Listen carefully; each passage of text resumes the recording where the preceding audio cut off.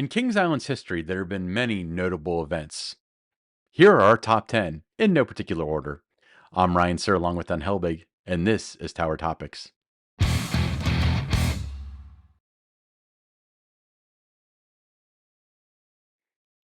Tower Topics is a podcast for Kings Island fans by Kings Island fans because that's who we are and that's who we care about. Yeah, Don. So on this episode, we're going to dive into Kings Island's rich history with a countdown of the 10 most notable events, in no particular order, in Kings Island's history. So let's get started. All right, let's kick off 1972, first year the park was open. The iconic Partridge Family cast graced Kings Island to film episode number 66. Ryan, it was called I Left My Heart in Cincinnati. It's still a must watch for fans of the park. It showcases attractions like the Racer, the Kings Mills log flume, which is now Race for Your Life, Charlie Brown. But I think if you're a Kings Island fan and you watch this episode, some of the best footage from the park's first season is featured in this episode. All I remember from the episode is Danny Bonaducci standing up on the back of the log flume, and I think about how dangerous and irresponsible that was.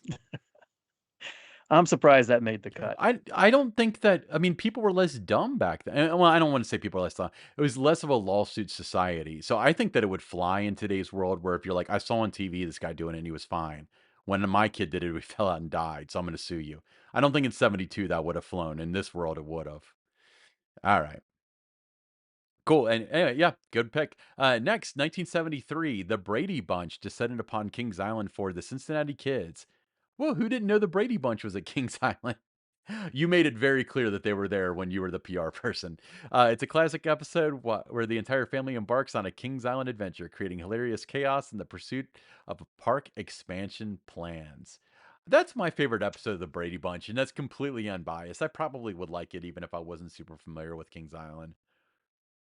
Yeah, my favorite too. And several members of the cast, their favorite as well. So moving on, 1974 witnessed the legendary Carl Wallenda breaking a world record skywalk.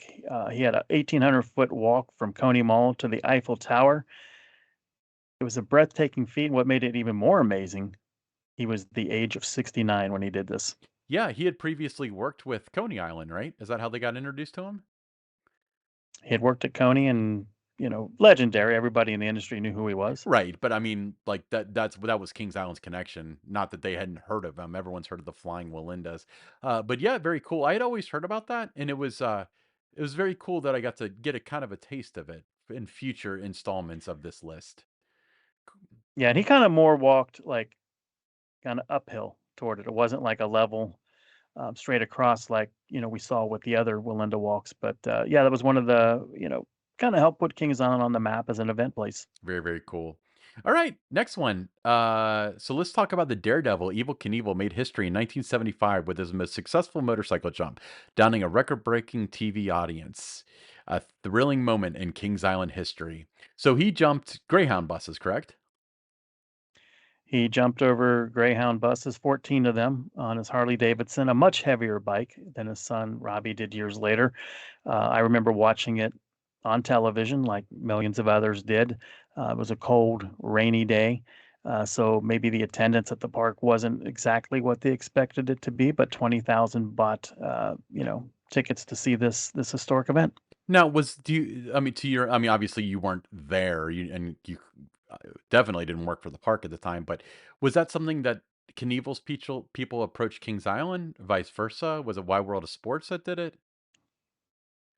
I think, you had, Tap Broadcasting, Yeah. working on all those kind of things. You had all those connections and, was able to get with Wide World of Sports and just kinda put it all together. It's funny how history repeats itself because if you look at a lot of the things on the list from, the 1970s back, well, I can't say 1970s back, the late 70s back when Taft was still involved, you had a lot of like celebrity encounters. You had the Brady Bunch, you had Knievel, all sorts of stuff there, and it was all the tie-in with Taft Broadcasting.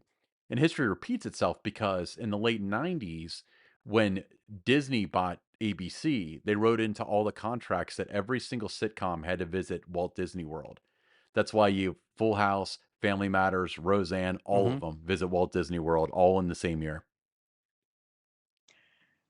Yeah, that definitely helps when you have those kind of Mhm. tie-ins. All right, so let's move on to 1976, 4th of July celebration. That was one of the most unusual events when Paul Revere, he was leader of Paul Revere and the Raiders, he tied the knot in front of Kings Island's theater, making Independence Day unforgettable for him, as well as guests that visited the park that day. Now, from what I understand in talking to the park's PR person at the time, Ruth Voss, about this stunt, I guess I don't know if you want to call the marriage a stunt, but that's kind of what Paul Revere wanted it to be there. But they wanted him to come in and play a concert, but he did it under the agreement that he could get married there. And then the guy that performed the ceremony, he was dressed as Uncle Sam. Yeah. So I didn't know much about Paul. I know who Paul Revere is, but this Paul Revere, and I'm surprised to learn that he died relatively recently, so 2014. So I was 9 years Hmm. ago. Uh, but I wonder if the marriage lasted. I feel like I looked this up and it did not. But yeah. So I always heard about. Did he get married in an international showplace? Is that correct? Right in Right in front of front it. of it. No, the Kings Island Theater, right in front of it. The old Kings Island Theater, right? Right. Okay, so the inflatable. Yeah, the one's there now. I mean, it's the one that's there Oh, now, Kings Island Theater. So right there, and they wanted him to. He had, he was going to get married, so he had that date committed already, and he said, "I'll do it in one condition: I can get married at the park." So I mean, it made for a nice publicity stunt for the park. yeah. So to clarify, because I want to, this blows my mind. It's one of those things, and I brought this up several times where I kind of envision things happening in certain places, but I'm wrong because I never actually asked. So in front of where it was Kings Island Theater there at the time. Hmm. Okay, It was when it opened, 1976. okay, so Kings Island Theater, it was new. Showplace opened like the following, they had it was like a balloon theater by the Eiffel Tower before the Showplace Theater, but Kings Island Theater had opened in 76. Okay, so the current Kings Island Theater. Hmm. Okay, cool. So he got married in front of that. For some reason, I always envisioned him getting married on the International Showplace stage, but I guess that's something I made up and just believed. I have a tendency to do that, Yeah. for those of you who don't know. Yeah, kind of right between the pillars, before you go into the theater, those pillars that are out front, Mhm. right there. Yeah. So moving right along, 2008, Robbie Knievel soared his motorcycle over 24 Coke Zero delivery trucks, paying homage to his late father, Evel Knievel. A spectacular jump with flames and explosives. By the way, brought this up. I was there, front row. I was right by you. My favorite day ever visiting the park. Very memorable. Lot going on that day. Not a lot of time to put that event together, but it was kind of nice because I had heard so much about Robbie or his father Evil's jump Mm. from the PR person Ruth Voss, who was with him in 1975. So the nut didn't fall far from the tree in dealing with Robbie there. But very memorable event. I think anyone that was there, would remember the spectacle that it was. The flames, the explosion, the excitement, maybe the nervousness of him making that jump. And for a lot of guests, they told me that that was their most memorable day at the park too. Yeah, absolutely. No, it was all throughout the park. Well, we either have done an episode on it or we've at least discussed it, but they did remember that they had all the performers doing the hustle every once in a while inside the park and it was all decked out like the 70s. So it was a full day experience. It wasn't just a 10-second jump. It was just so well done. All right. Yeah, I mean, it was, yeah, if anywhere you are in the park that day, you knew that there was an event going to happen in the parking lot later that night. Imagine if you bought a ticket to the park and just showed up and had no idea this stuff was going on. That would have been pretty wild. All right. 2008, Rick Wallenda, grandson of Carl Wallenda, stunned the crowd by walking 2,000 feet across a cable suspended 75 feet above International Street. It's a daring feat that echoed his family's legacy.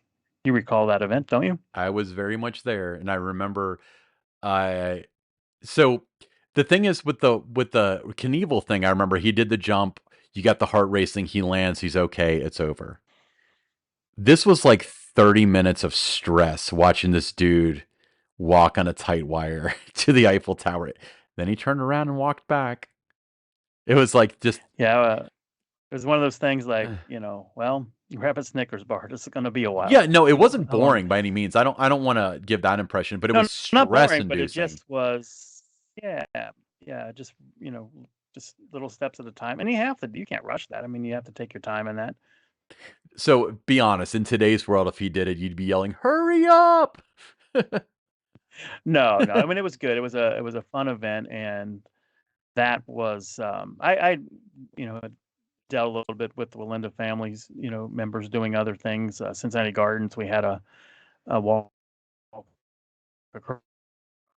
I knew what to expect. I knew how, highly skilled they were, so I wasn't, concerned anything, bad was gonna happen.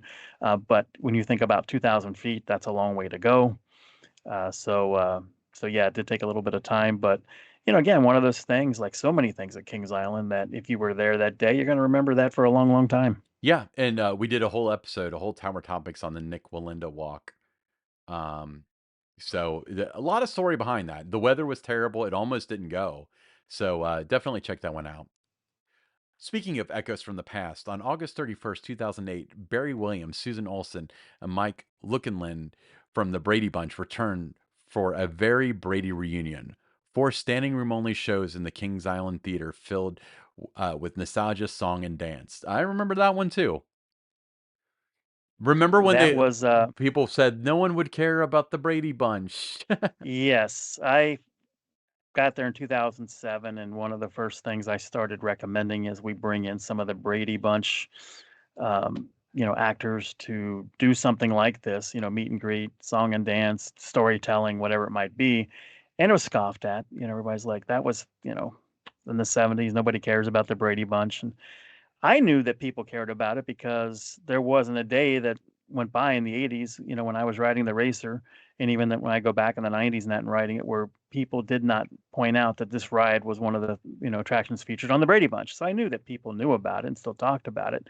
So I used that information that I had just from being a guest in the park and just hearing people talk all the time about it, and just kept pitching it and kept pitching it, and we get into 2008, which became the year of events. Hmm. Starting with with Knievel's jump and then Wallenda's walk and that, and we were having a really good year.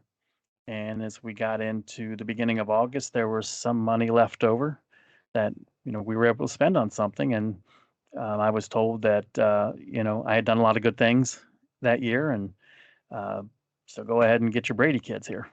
So I was given permission to do it and reached out to the agent for Barry Williams, and wasn't a lot of notice, so we were only able to get the three of them, but it worked great. And I remember the day before when they were setting up the theater and that, I was told, make sure you bring your family and friends because that's going to be the only people in that theater watching this.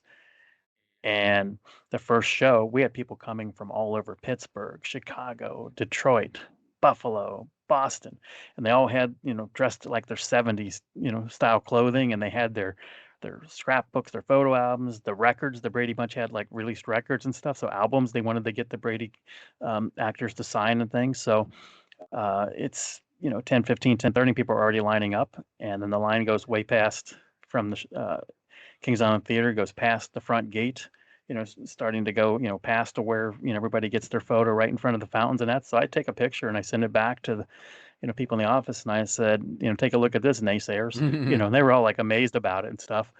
Um, but yeah, four shows, capacity crowds, and then I remember after the fourth one, I kind of said to the GM at the time, I said, "So, Partridge Family next year." And at the time, we all had to wear ties. He just kind of grabs my tie and kind of yanks on my tie a little bit and says, "No, not the Partridge Family next year." But they were, very excited about what that event did. Just a lot of attention. Brought people who were not pass holders. People bought Hmm. tickets to see this event, and that's what I said would happen, that there would be the return on investment because it would result in paid tickets. And that's what happened there. It wasn't just a season pass type of event. And, one of the most memorable days that I had for a variety of reasons. Because number one, if it had, flopped, I would have remembered it for that too. But, but because it was so successful, that opened up opportunities for me to, when I would recommend different things and stuff, all of a sudden, yeah, this guy's got credibility now because it worked. So, I assume because Barry Williams has his own show, or at least had his own show that was like in residency in I think Branson, Missouri, or something. Did Mhm. he just bring? elements of that show, and then they added in. There were elements of it, yeah. Growing Up Brady is what he called his show, and he had to tone it down a little bit to come into the theme park to do it, with the families and that. So it was toned down a little bit from what that show is, but he had kind of a routine, a thing that he did, and they all huddled together and talked about, how can we get audience participation in that and this. So they talked about taking questions, and let's bring people up on the stage, and let's the Sunshine Day song, let's make them all honorary Brady's and that kind of a thing. So once they got there, they kind of collaborated about it. Barry came in the night before, set up everything with the sound, and did all the checks and things like that, because he had a certain way he wanted it to look. And he had to work with the tech people, to make sure they were, hitting the right buttons and things to segue into different things that he was showing on the screen. But very much involved, collaborative effort. A lot of different departments had to get involved, and one of the most memorable days in Kings Island's history, not only for me, but for a lot of guests that were there that night. Yeah, I mean, if I and it's funny because I don't like the whole, like, victim of my own success, like, I don't see that's a valid excuse, but I kinda do see it with this when every single person saying this isn't gonna work, and then you get a line wrapping around. They ended up improvising, and they gave out wristband didn't they count out 160 something wristbands? And then The next year they did, or the next time we brought them in, they did. I thought The they first time it was just improvised more everybody that the lined up at the first door. year. Now, the first year was still, they didn't know what was going to happen. They thought, okay, everybody had seen it, has seen it, they're not coming back. But it was always, turn the crowd over, and as soon as everyone exited the theater, there was another group ready to come in. So the first year, no, there were some learnings. Yeah, absolutely. Now, I will point out you and I both crossed paths with several members of the Brady Bunch several times throughout your career and my involvement with Kings Island. Nicest people, great to work with. I really Yeah, enjoyed very Barry great to Williams work and with, and I, even like Mike Lookinland, we were, when Barry was setting up his stuff, we're just sitting in the Kings Island Theater, and it's, like two guys sitting at a bar having a drink, just talking with each other. He was telling me about the things that he'd been involved with since he left acting. He was like making cabinets and that kind of thing. A lot of like kitchen type, the countertops and that kind of thing. And it was very fascinating to hear, what he was into. And then Susan Olson, had a lot of interesting stories in that. So it was a lot of fun, having a chance to not just, have them arrive at the park and then taking them from spot to spot, but that first time they came in, to really having a lot of time to talk with each one of them and get to know them a little bit better. yeah, I remember Susan Olsen was particularly nice. One of the publicity stunts you did was when we all dressed like Brady's on the racer. Um, Spoiler alert for the future, by the way, of this episode. But we were with her, and was it Peter? Peter? It was no. Who's the youngest? That was and they all dressed in 2008 like the honorary Brady's, the guests did, or the Cindy Brady's, they dressed Was up that like. two thousand That was eight? it was Mike. It was, yeah, 2008 was Mike Lookinland, Susan Olson, Barry Williams. Okay, so Mike Lookinland was the other one that because Barry Williams, I feel like had like he was clearly the star. And I think you had him doing his own independent media stuff while, Mike Lookinland and Susan Olsen spent time with us, like, on the racer, and you could Mhm. talk to them for hours. They're just great, you know? Um, couldn't hook me up with an acting gig, but, whatever. Awesome. What's Yeah, next? I'm pretty sure I left, a couple of those. There was like the shirts, whatever we gave everybody to wear, Mhm. that day. I mean, I had a bunch signed by the Brady Bunch kids. I'm sure I left a lot of those behind in my office when I left. But moving on to 2009, Nick Wallenda, another Wallenda family member and probably the most well known, performed a skywalk suspended 262 feet in the air from the park's front gate to the Eiffel Tower. Another breathtaking display of skill and courage. He was just fantastic to work with, doing all the the PR and the media events and things leading up to it to help promote it. Couldn't have asked for a better person to work with on this kind of thing. Just a consummate professional. Yes, like a normal person that happens to walk a high wire for a living. That was the thing.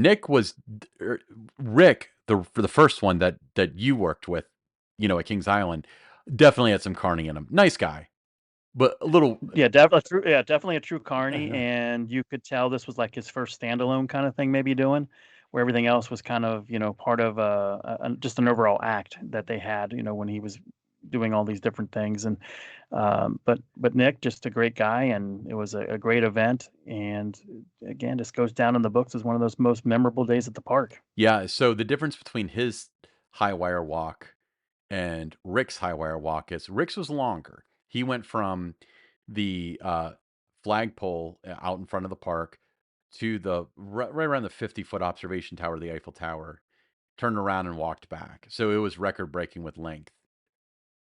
This guy did it at, like, what, 260 something feet, up at the top of the 262 feet, yes, yeah, so he was way up there. Now, the thing about it for the Wallendas, it doesn't matter if you're 2 feet off the ground or 262 feet off the ground, for them, it's the same walk. You have a little more wind or whatever, but it's pretty much the same thing, it doesn't really matter, you can walk the wire, you can't walk the wires, the way that Nick would always tell me. Yeah, I can't walk the wire. No, I can't either. What's next? All right. So finally, 2013, Say It Ain't So. The Brady Bunch stars return for another spectacular show, making it clear the Kings Island and the Brady Bunch have a timeless connection. This was another fun one. It was, and that one tied into the anniversary of it, airing in 1973, so it was the 40th anniversary. The first time was the 35th, so there were those tie-ins with it. This time, Mike Lookinland did not come in. Christopher Knight, who played Peter Brady, he came in. Um, he was kind of, a little different when, he would get asked questions. Barry Williams remembered filming there, and had detailed information about it. Susan Olsen, she remembered, obviously a lot about it. She was a young kid, 10 or 11 years old at the time. Um, but Christopher Knight was more kind of like, yeah, I kind of remember it. It was just, we went on location a lot.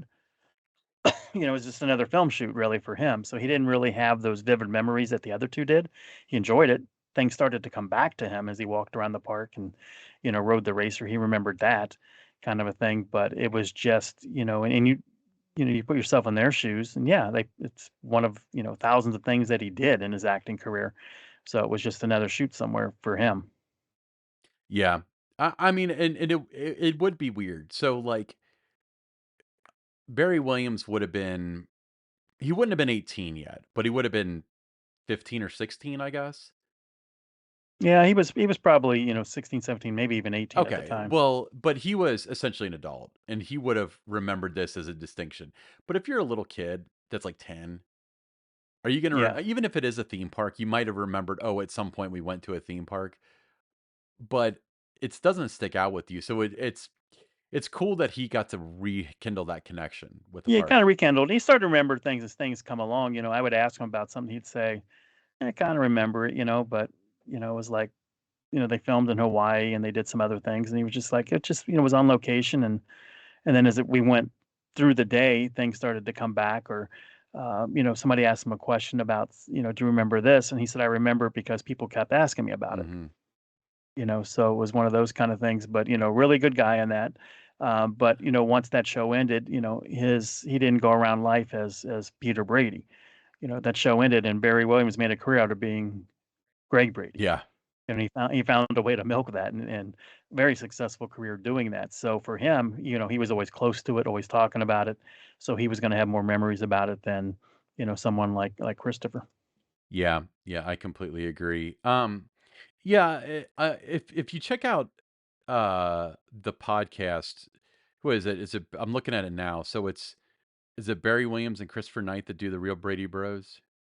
They do, yes. Okay, there's an episode, where they talk about the Cincinnati Kids episode, and they said that their biggest thing was they thought it was cool that they got to film somewhere that was fun outside of the studio, you know? Mhm. So, like, I'm sure Hawaii was probably a good time, but it's still just filming. But this was like, "Okay, now ride the roller coaster," you know? So, Yeah. that was one thing that they kept with them, that they really enjoyed that.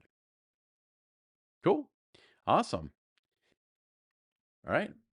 So, I guess that wraps up another journey down Kings Island's unforgettable moments, doesn't it, Don? Yeah, I mean, it's nice to always, take that trip down memory lane. I have so many memories like you do of Kings Island. For me, going back to when the park opened in '72, and a lot of these things we talked about on this episode, I was therefore I watched it on television in the event of the first one with Evel Knievel. So just a big part of my life, big part of many guests' life. The park, but also some of these special events that have taken place over the years. Absolutely. Yeah. Well, thanks for the opportunity to walk down memory lane once again. Cool. Hey, everybody. I'm Ryan Sir, along with Don Helbig, and this is Tower Topics.